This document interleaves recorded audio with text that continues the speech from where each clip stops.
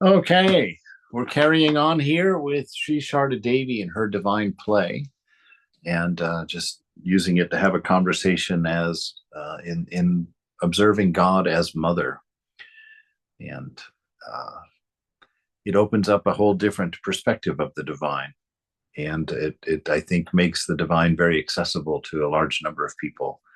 I really started my spiritual life coming in through God as mother, through the teachings of Sharada Devi at Sharada Mat in Dakshineshwar, India. And, frankly, I was done with God as a man. I had kind of tossed that out. That just seemed so harsh and so untenable to me.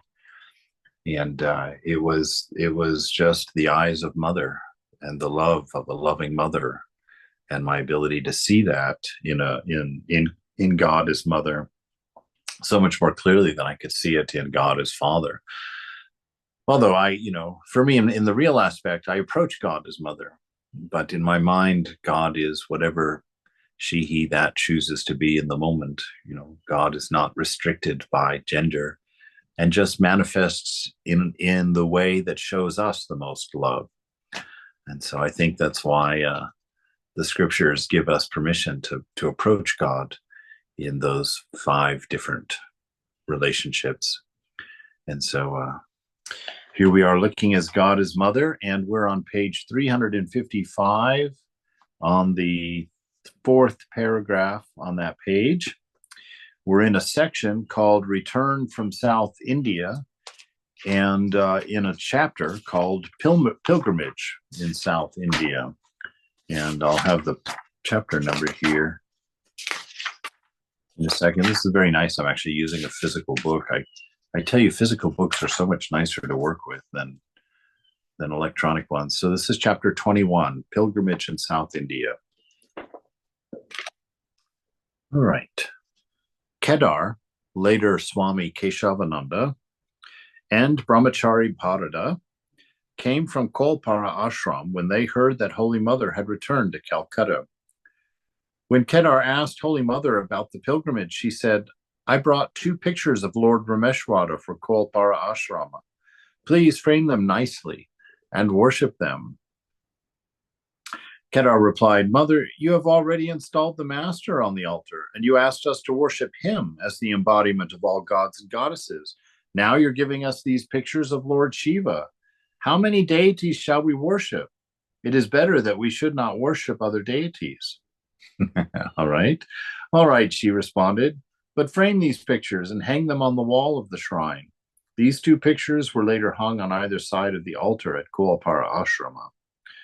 So what an interesting little interaction there, for the Divine Mother. Put them on the shrine. You know, I've been to many personal shrines where they've had probably 20 or 25 different deities sitting on that shrine. And I like it that way. I always thought that if there was ever to be a center that I was a part of where you know we were going to build a shrine, I always thought instead of building the shrine, like having the center build the shrine, I think that it would be wonderful just to have a wide open space there, and people put up what they want on the shrine. That they put up the things that inspire them and that they see as portals to the divine, or as holes through which God can be seen. So that we can approach God that way. I had a shrine like that in my early days. In my early days of spiritual life, I used to have a purple hippo on my shrine. I was out walking one day, and there's just this little tiny plastic purple hippo laying in the grass, and it was down by a playground, and I knew it had probably fallen off of some baby's carriage, and there was story in it for me. There was meaning in it. It was childhood. It was purity. It was innocence. It was freshness. It was fun. It was imagination. It was other. So this little orange hippo. So I just brought that home and popped that orange hippo right there on next to my picture of the Divine Mother. And I and the purple hippo would worship Mother together in the mornings in my practice. I always like that idea. God is your own, and it shouldn't be it doesn't, well, there's not a should. It's whatever you're inspired. If you want a very staid and conventional, shrine, by all means. But if you'd like a very creative and fairyland shrine, well, by all means. There's no requirements. God is your own, and you must play with her, him, he, that, as you like, as you're inspired to. And here, Mother, you see how she doesn't argue about someone else's spirituality. The young man is like, oh, but we've already got Thakur and we're worshiping all the gods and goddesses through him. Why are we putting other gods and goddesses up? We shouldn't do that. And, in that world of things, that realm of things in approaching God, mother gives that space. She's not going to violate that young man's view of the shrine in order just to put up these two more pictures that she picked up on her travels. So she was the one, being the senior, she was the one that would compromise. She was the one that said, oh, okay, well, let's just at least just hang them in the shrine room then. No problems. She didn't take it offense. She didn't try and talk him into a different way of thinking. She just instantly was like, okay, well, what's important is that we worship everyone through Thakur, or not even through Thakur, but that we have that idea of worshiping the divine through whatever's on the shrine. And it really almost makes no difference in one sense, because God is all of the faces, and we should say that out loud quite a bit, because the general idea of Hinduism is that it's a polytheistic religion. And I was quite surprised to find, as I studied it over time, that it never was a polytheistic religion, that all of the gods and goddesses have always been considered to be faces of that unmanifest absolute, that divine Brahman, which technically shouldn't even really have a name, because there's just no way to limit that notion of God. And so any way that love inspires you to worship God is a beautiful thing. And, do it your way. If you have rules about who should be there, have those rules. They're good for you. But if someone else doesn't have those rules, that's good for them. So we don't do a one size fits all in any regard, for people approaching the divine. All right, so she has them nicely framed and wants to worship them in the shrine.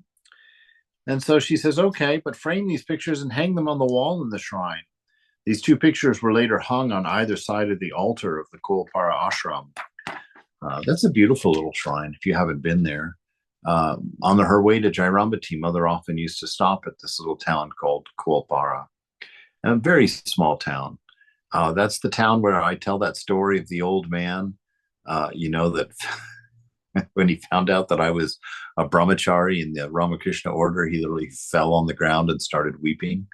I don't know if you've heard that story, but that was where that happened. I went there to stay a couple of nights and to go sit in the house. There's a house where Mother stayed that's over by the ghat, the bathing ghat, a little kind of a walled-in complex not too far from where the temple is now. And you can go over there and just sit in this little village shrine, next to this lake, amongst the trees. It's just so peaceful there. And Mother did her practice in that little shrine there, where these pictures are now hanging. And so you can go and see them yourself and spend some time meditating. It's a beautiful experience.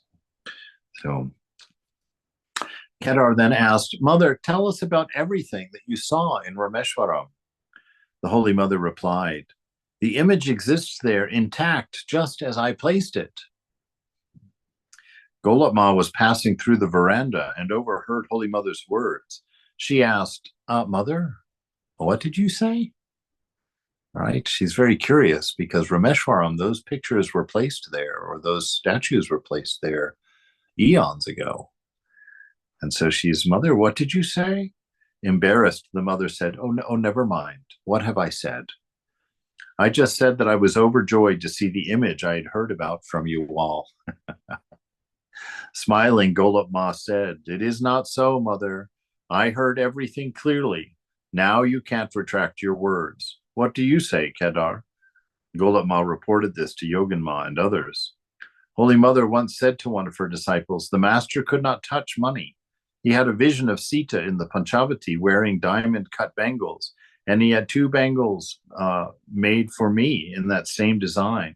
With his divine eyes, Ramakrishna saw that in one of her previous incarnations, Sarada Devi had been Sita." So Rama's wife. And it makes sense in that sense because Ramakrishna tells one of the disciples also toward the end of his life, he that was Rama and he that was Krishna is now this Ramakrishna before you, and not in your Vedantic sense, so that he was actually hinting that he had come as Rama and he had come as Krishna. And in my extension of that, and with what Mother has said, that anytime the incarnation comes, it's the same being. You can't talk about these things. The same being that is incarnated. So I also, that's, when I first joined, I used to see Jesus in Ramakrishna, that inspired me in my worship. And so, we have now a face of Ramakrishna, and it's a face that by his own teaching and his own understanding is the face of him and her every time that God has come, that God has manifested. And so here Mother has accidentally let slip that she was Sita and that she was the one that placed the images in Rameshwaram. And she was very happy to see the same images that she had placed there were still remaining there. So how's that for a little glance into the mystery of who these great souls really are and what their experience really has been. All right, chapter 22, the last visit to Varanasi. And it starts with our quote here, Krishna to Akrura. The waters of holy rivers, or images made with clay and stone from a holy place, do not form a tirtha, a holy place. These things take a long time to purify people, but by virtue of God residing in their hearts, saints purify by their mere sight. Right? So it's very interesting there in that little statement, that it's not the clay or the image, that creates a holy site. It's the worship of the devotees that make a site purified and holy. He says these pictures take a long time to purify, but these living saints, these saints who have established God in the heart, that have established God in the heart, they carry that holiness with them, and they can purify you just by being around them. I distinctly had that experience with Swami Prabhupada. I'm not a big person for ooby groovies, but when they're undeniable, I talk about them. And the one thing with Swami Prabhupada is that I just remember while he was there, it was pretty straightforward being a monk. Life just went on with its rhythm. It was very steady and quiet and continuous. But I found when he would leave, like he would go to India for 6 weeks every few years. And those 6 weeks while he was gone, everything became more difficult. Getting up at the 5 o'clock hour, every morning, actually 4:45, because I had to unlock the temple. Getting up at 4:45 every morning. When he was there, that was never a problem. I would just get up. It was a thing. I'd go and open up the shrines, and then I would go and sit in the monastery shrine and do my practice. But I found when he wasn't around that slowly, that just my day-to-day routine became more and more difficult. It took more and more discipline. And when he would return, it would be undone again. It would all become much more easy for me. And I think that's related to what he's talking about here. Those people who have God in their heart, who have established a shrine and carry their worship with them always, and are used to worshiping in that shrine of their heart, that they in themselves fulfill the temple of the body. We're told in the earliest scripture available, the oldest scripture the world still has, the Rig Veda, tells us that the body is the temple of God. And that I, that you place your name on is actually God. And that I, which is infinite and non-particular, resides in the heart. And if you go to the heart with your attention and you worship there, just like in a normal shrine, a normal temple, if you go there and do your meditation there, the place becomes blessed. The place takes on an atmosphere, a spiritual vibration. And so the beautiful thing about the opportunity we have is to allow that atmosphere to develop within our own self. So we become independent of temples and churches and buildings. And even sanghas, in a sense. Of course, that's never, one would never willingly give that up. But we transcend those things. We become supports of all those things because we ourselves have been established in that practice of the presence of God. All right, so the chapter starts. Everyone encounters grief or misery at some point in their lives. One should not grieve over the unavoidable. When someone dies or a serious mishap occurs, an ignorant person remains depressed for a long time. A wise person suffers briefly and then turns the grief-stricken mind to a higher plane of consciousness where the pairs of opposites cannot cause such suffering. So you see, this is how we deal with those losses, with those setbacks in life. You don't dwell on them. You feel their loss, you recognize their loss, whatever it is, you honor that loss. But then you remind yourself, this is the nature of this place, this world that we live in. This is the nature of everything we can taste, touch, hear, and smell and see. That no matter what it is that is in this world, we should always know when we get it, the day we receive it, we should have it in our mind, this will pass. This is not a forever thing. And we should live that way in the world so that when the day comes that it passes, whatever it is, whether it's your favorite uncle or your favorite car, you'll be prepared to let go and to move forward, to not be crippled by these things, not to be undone by them, but to rely on who? On that divine, the presence of God alone. That's where we get our stability from. That's where we get our contentment from. That's where we get our strength from.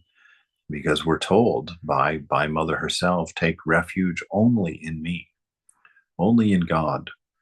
Do not take refuge. Do not find your strength. Do not find your pleasure. Do not find your inspiration in anything else in this world, because everything else is going to disappear and let you down. It's that presence of the divine within you alone that remains.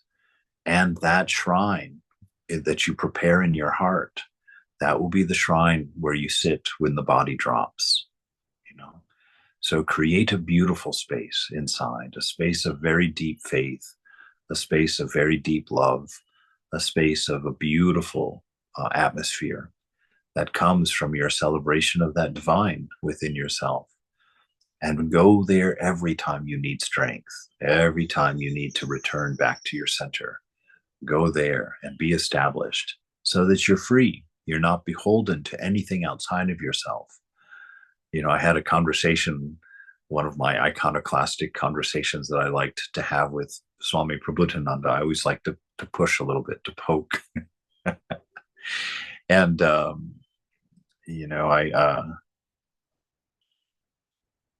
now immediately my story disappears. What an odd thing that is.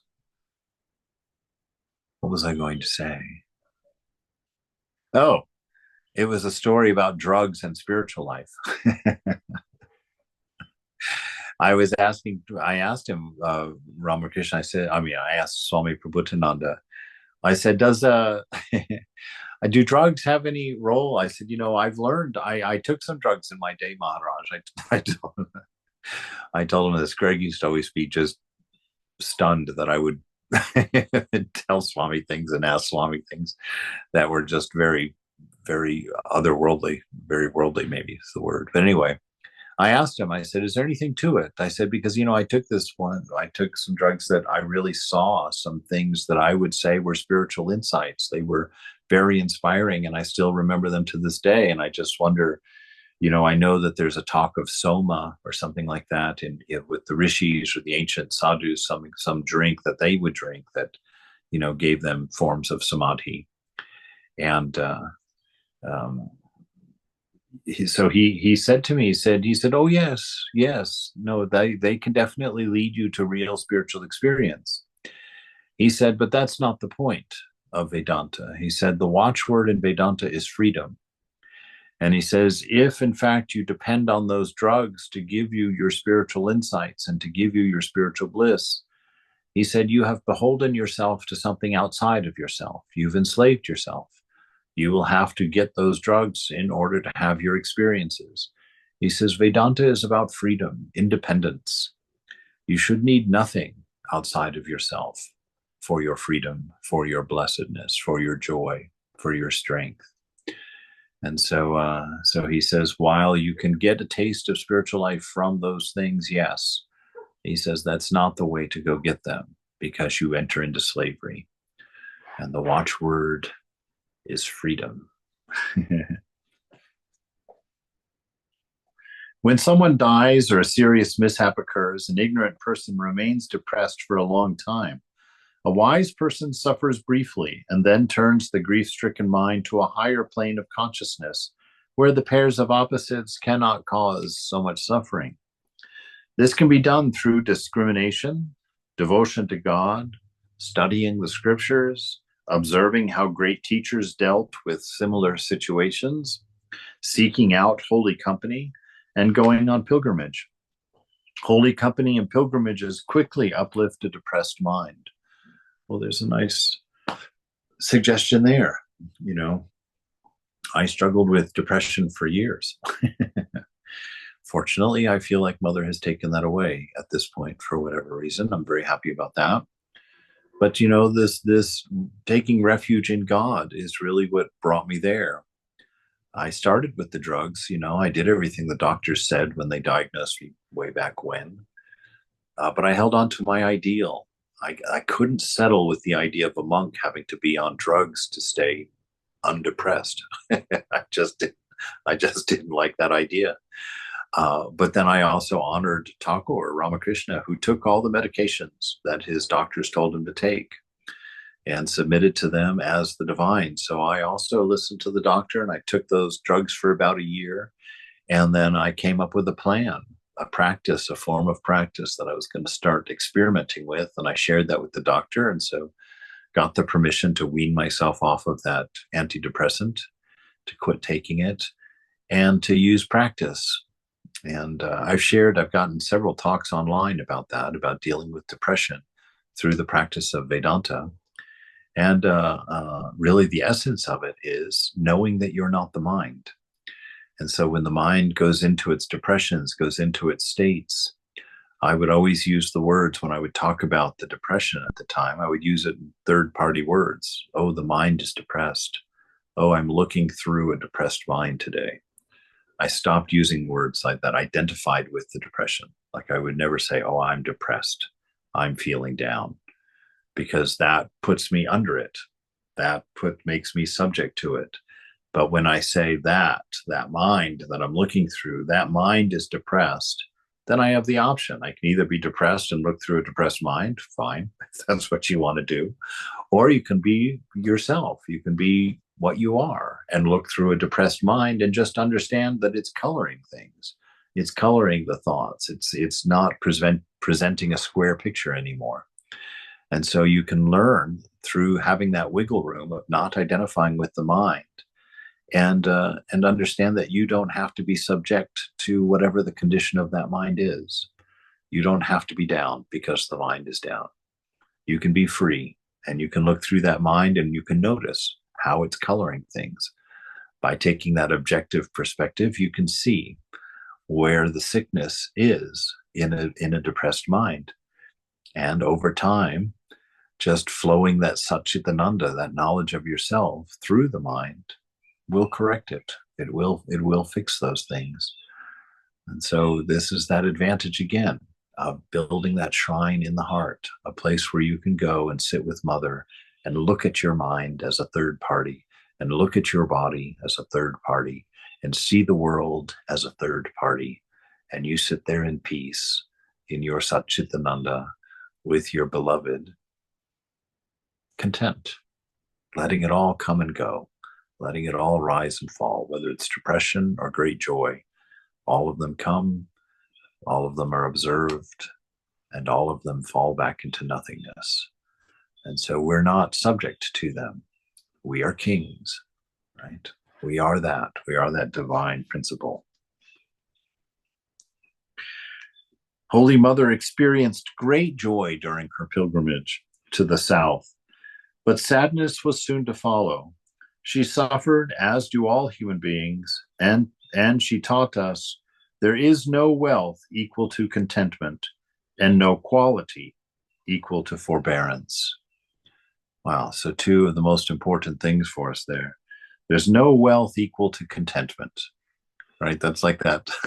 That's like that sign I saw in that bathroom in Hawaii. There's two ways to get rich: desire less or earn more. And that was the first time I had heard that, and I've held on to that, and I can tell you it is absolutely true. Absolutely true. You know, I spent my days in the 80s and 90s working my day to day, and, you know, being a techie during the tech revolution in San Francisco and the Bay Area, and rode that wave, you know, and had lots of stuff. I had piles of stuff. And then I joined a monastery and I got rid of all that stuff. And here it is 25 years later. And I can tell you, I have never missed even a single piece of that junk. I'm so happy to not be carrying that weight around with me and dragging that stuff everywhere I go, restricting my movement, you know. I loved Swami Vedananda. You know, Swami Vedananda and I were in the monastery for years together. He was my roommate. And whenever he goes anywhere, you know, whenever he would go down to Stanford to teach a class down there, and he would take he'd take one suitcase and a bag down to do this class. And I used to get frustrated because I would always have to wait for him to pack everything up before I could drive him anywhere. And so one time I was just frustrated. I said, Maharaj, I said, we're just going down to do a class. Why don't you just bring your notes for the class and just come? And he says, no, no, see, my ideal is that everywhere I am is my home, and that I can stay. I should be prepared to live wherever I am. And so when I bring my bags, you know, I bring what is necessary for me to live at Stanford. And I thought, wow, that's a monk's mind if there ever was one. What a beautiful ideal. He's always ready to live wherever he is. Doesn't have to go get another thing. Oh, wait, let me go get. Oh, I have to go rent a van to pile all my stuff in. He had no stuff, you know, had no stuff, still has no stuff. So there is no wealth equal to contentment, and there is no quality, you know, no attribute that is equal to forbearance, to patience, to being able to endure. Right? That forbearance, the key to that is exactly that shrine in the heart. You know, that you stand there and that place is silent. That place has been there for thousands of years. You have occupied that shrine in yourself for thousands of years through many bodies, you know. And so that shrine is your place to take refuge. It is your place to hear the voice of the divine. As you purify and silence the mind, you begin to hear the voice of God. You begin to know your nature. You begin to see more deeply into your own self and into the world you've created. Holy Mother returned to Calcutta on the 11th of April, 1911. And on the 12th of May, Nivedita came to see her before leaving for Darjeeling. This was the last time that she and Nivedita met. There must have been some sadness. I wonder if they knew it was the last time. Probably not. But Nivedita and Holy Mother were very close. You see that picture of the two of them together. It's a beautiful picture. They have such an enormous respect for each other. And I say that's only really surprising because Mother's respect for Nivedita, was equivalent to Nivedita's love for her, Nivedita's love, respect to her. And we all look at Holy Mother, we all have that deep respect for her. But to think of Mother having that deep respect for someone else, being who she was, is quite a touching and beautiful thing. Holy Mother was grief-stricken when Nivedita passed away 5 months later. She died of a blood dysentery in Darjeeling on the 13th of October, 1911, according to the footnote here. 5 days after Nivedita left Calcutta, Holy Mother went to Jairambati to be present at Radhu's wedding, which took place on the 10th of June, 1911. All right, here's a cool picture. If you don't have a book, there is in this picture, from left to right, there's Gauri-Ma, Durga, Radhu, Sarada Devi in the middle there, Maku, Kushum, and Hari's mother. So that'll be Hari's mother, and this over here is Gauri-Ma and Durga. And Radhu is right there, and Holy Mother. So you can see the band of holies. The band of holies. All right, anyway, we'll move past that. All right, so it's Radhu's wedding. At the time, Swami Ramakrishnananda was seriously ill in Madras. So Swamis Brahmananda and Sharadananda asked him to come to Calcutta for treatment. He arrived at Udbodhan House on the 10th of June, and several physicians began to treat him. He urgently desired to see Holy Mother, but she could not leave Jairambati. Here's a footnote for that. Holy Mother later explained why she did not go to Calcutta. If I went there, Shashi would have to move somewhere else because there was not sufficient accommodation in the Udbodhan house. One should not move such a patient who was in an advanced stage of tuberculosis. His treatment would have been disrupted. Moreover, it would have been unbearable for me to be there if anything worse had happened. Just all heart. Just all heart. Mother didn't go because she didn't want to inconvenience him for having to make room for her. So she's always thinking that way. That's just the way she was. It's the way we are in our natural spirit, but our ego is so careful not to give up any space for itself, not to give up any of its rights. It wants to hold on to all that. So it's more difficult for us because of that egoism, which is just our identity with the body and the mind, and what's comfortable for that body and that mind. But we see that the Holy Mother, she took her understanding of her mission on this world very seriously, that everybody was literally, and I don't use that in the California way, I mean that in the English way, literally. Holy Mother was everybody's mother, and she was dedicated to that vision of the world. She took care of everyone. And so we see that. And that's this time reading through this book, that's the one thing I'm going to take away this time, is that constantly Mother's awareness of the needs of everyone around her, regardless of their activity or relationship with her. She is always aware of what everybody needs, and she's always in a state of preparing it, whether it's getting the right people involved or making sure the messages get out or delivering things to people or being certain places at certain times. She's just always got her mind reaching out to take care of everyone that the world puts into her sphere at the moment. And I'm really being challenged by it in a beautiful way, because I'm not that way.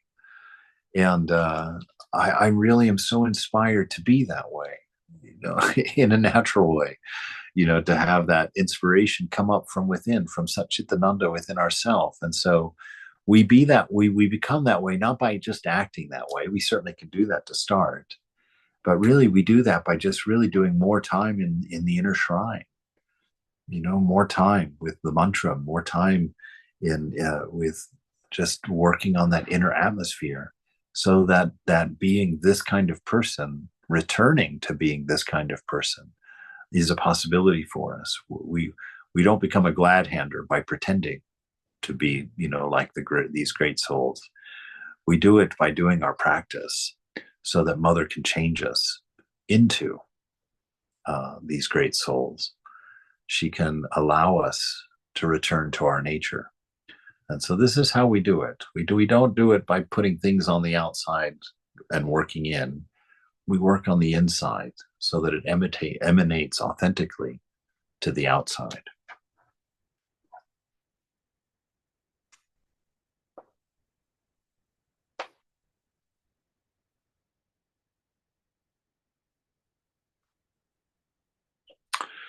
He urgently desired to see the Holy Mother, but she could not leave Jairambati.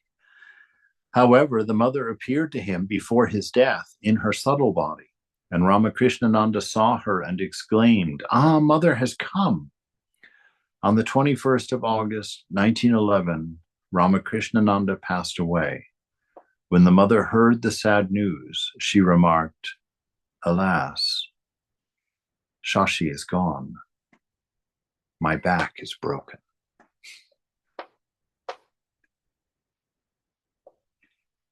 On the 24th of November, 1911, Holy Mother returned to Calcutta from Jairambati.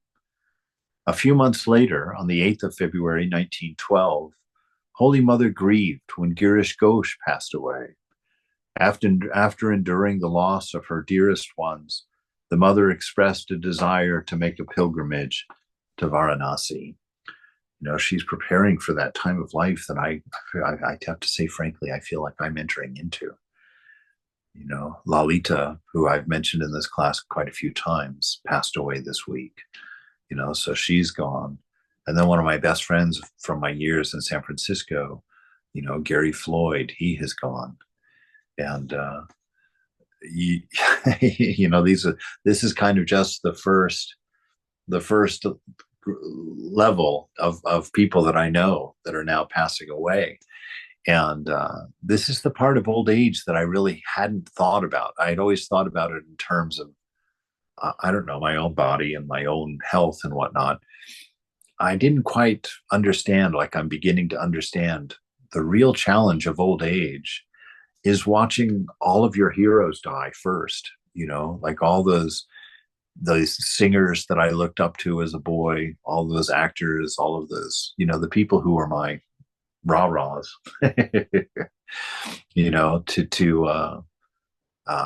to watch them all go, to watch the entertainers, the people that created the world I lived in, that I grew up in, to watch them pass away, and then to watch my compatriots, my friends go.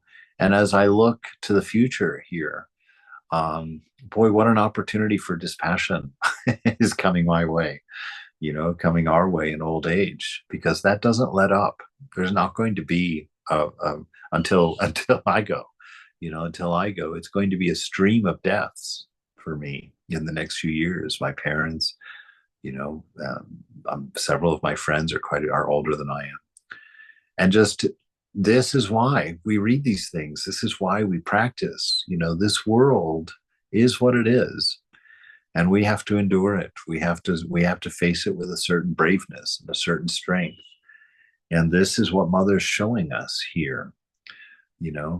She's facing it. She sees this man, Ramakrishnananda, pass away, she said her back broke because he was the very fulcrum of all the work. He was the one that was, in putting into action all of her concerns. Like, she could call him and say, "Send a blanket to such and such because he's sick. Oh, send someone to pick up such and such. He needs a doctor." And now he's gone. And so what does she do? She goes on pilgrimage, right? What's she going to do on pilgrimage? She's going to nurture the inner shrine. She's going to nurture her inner shrine. She's going to strengthen that inner knowing of who she is, because he's just the first in a long list of very special people to her that are going to go. And this is why Mother, one of the reasons that she says that she incarnates, because she wants us to know that she goes through it, that she knows what we're struggling with. She knows what we're dealing with. She knows what our life is like. And she's showing us by walking ahead of us how to deal with it, how to deal with it. So Mother expresses a desire to make a pilgrimage to Varanasi. It was a great privilege to go on pilgrimage with Holy Mother. So when her relatives and devotees heard that she was going to Varanasi, many of them wished to join her party. Ultimately, Holy Mother's companions included Radhu, Shorabala, Maku, and Budeb, Aunt Banu, Kedar's mother, Golab Ma, M's wife, Mahamaya Mitra, Vibhuti Ghosh, Dr. Kanjilal's wife and mother-in-law, and several attendants.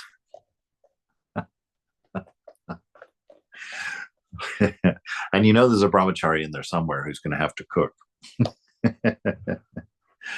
So her attendants. On the 4th of November 1912, the mother and her companions left Calcutta by train. They arrived at Mughal Sarai the next day and continued by another train to Varanasi. As the train passed over the bridge on the Ganges, the mother was delighted with the view of golden Varanasi. Yes, when you come into Varanasi, that's where the train crosses the road there, the river. At the Varanasi station, the party disembarked. The thoughtful Brahmananda arranged a palanquin for Holy Mother so that she would not have to cross the bridge over the rail lines, which entailed climbing many steps. Holy Mother and her party arrived at Ramakrishna Advaita Ashrama at 1 o'clock in the afternoon. The ashrama was beautifully decorated. Swamis Brahmananda, Shivananda, Turiyananda, Vijnanananda, and others received the mother. Good Lord. Those were all direct disciples of Ramakrishna. What an amazing. And then the Divine Mother. Holy cow. Wow. Oh my Lord, that's so inspiring to think about. Can you imagine being around that group of people? Oh my good Lord, that must have been something incredible.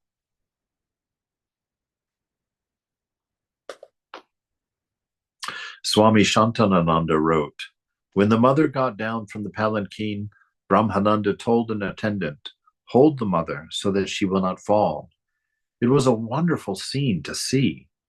The mother sat on a chair wearing her veil as usual, and the disciples and the devotees bowed down to her. After a brief rest in the ashrama, she went to Lakshmi Nivas, which was her residence while in Varanasi. This house belonged to Kiran Datta's family. It was a new house with many rooms and was close to the ashrama. When she saw the wide veranda, the mother remarked, we are rather fortunate that we have gotten this residence. A narrow place narrows the mind, while a commodious place expands it. Holy Mother and her women companions lived upstairs, and the monks and men devotees stayed downstairs. So this is the Ramakrishna's mission of home in Varanasi. The shrine is still there these days. So you can go and see that if you are ever in a state of mind where you want to do a pilgrimage. On the 6th of November, 1912, Holy Mother went to visit Lord Vishwanath and Annapurna in the morning by palanquin. Her women companions accompanied her in a horse carriage. Swami Arupananda and some attendants also came. The Vishwanath temple is always crowded, so the priest and the mother's attendants escorted Holy Mother so that she and her companions could freely worship the Lord. She visited Mother Annapurna afterward and then returned to her residence. Kali Puja was held at the Advaita Ashrama on Saturday, the 9th of November. That's interesting that a Kali Puja was held at an Advaita Ashrama. That's unusual. Interesting. Nothing wrong with it. It's just not usual. All right. However, at 10 o'clock in the morning, Holy Mother was invited to this puja but could not attend. However, at 10 o'clock in the morning, the next day, she went to Advaita Ashrama and sat in front of the deity for some time. On the 25th of November 1912, Swami Shivananda wrote to a devotee, "This year, Kali Puja and Jagadatri Puja were held in this ashrama with great eclat. Holy Mother was staying in a house near our ashram, and she came to attend the worship. The deities came to life when she offered flowers. She brought a current of ecstasy, of bliss and purity into the devotees' hearts." Indeed, and with all those senior realized souls around, my Lord, I can't imagine. Wow, what an experience to do a puja, to do a worship with, half the direct disciples and the Divine Mother present. Oh, wow. There are two Ramakrishna centers in Varanasi adjacent to each other. The Ramakrishna Advaita Ashrama, where monks devote themselves mainly to scriptural study and meditation, and the Ramakrishna Mission Home of Service, where monks conduct a free hospital and a dispensary for the poor. They also now have an old folks' home for wandering sadhus, for wandering monks. On the 10th of November, Holy Mother was taken around the hospital in a palanquin, as it was difficult for her to walk through the large hospital compound. Swami Achalananda gave her a guided tour of the different hospital wards. She also saw the flower and kitchen gardens and the living quarters of the monastic workers. She then sat on the southern veranda of the hospital with Brahmananda, Shivananda, Turyananda, and several other monks and devotees. Greatly pleased with the visit, she remarked, "Sri Ramakrishna is ever present in this place, and Mother Lakshmi always casts her benign glance upon it."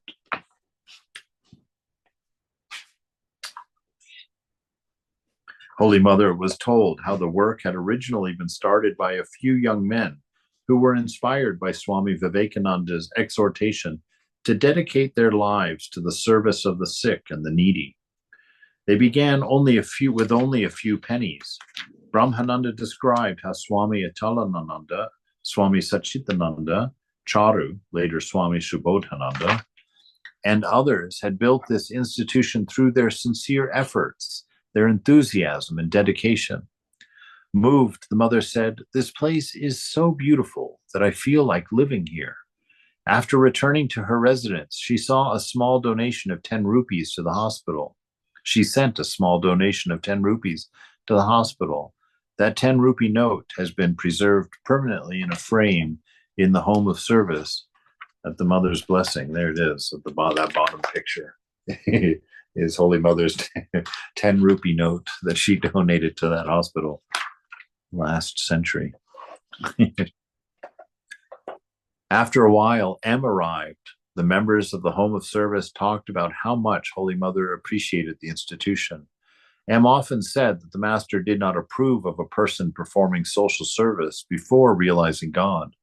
One of the monks said to M, "Mother has just told us that the activities of the Home of Service are service to the Master himself, and that he is tangibly present here. Now, what do you say?" Swami Brahmananda interjected, "Master Mahashai, have you heard what the Mother said? The Mother has seen the Master in the Home of Service, and she mentioned that the activities of the hospital are the Master's work. Now you cannot deny it." M replied with a smile, "How can I deny it anymore?" Every morning during his walk, Brahmananda visited Holy Mother's residence and called for the Mother's nephew, Budev, from downstairs. He inquired about the Mother's health from Golap Ma. He did not go upstairs to see Mother for fear of being overwhelmed with emotion. One morning, he stood in the courtyard to pay his respects to the Mother. Golap Ma said,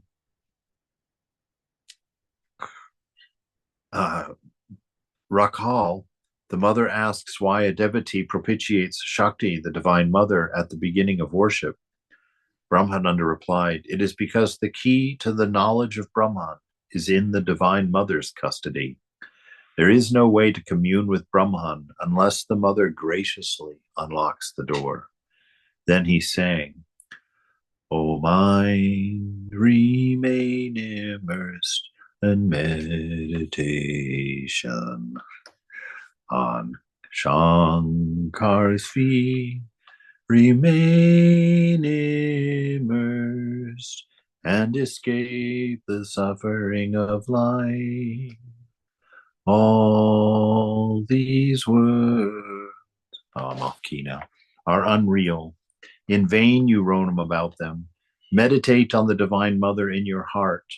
Kamalakanta says, sing the Mother's glory, and the world will become a river of bliss.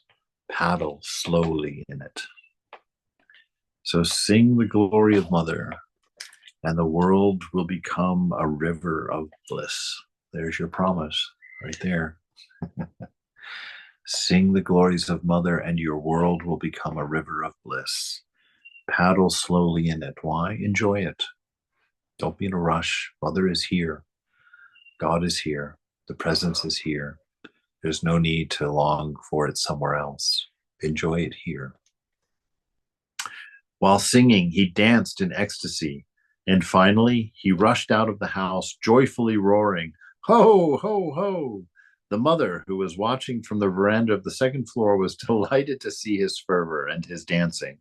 M and a couple of devotees also witnessed this event. Indeed. That's amazing. So Brahmananda is singing this song and dancing and singing in ecstasy. Just this too is why we practice. So we'll stop there for today and pick up again there next Monday.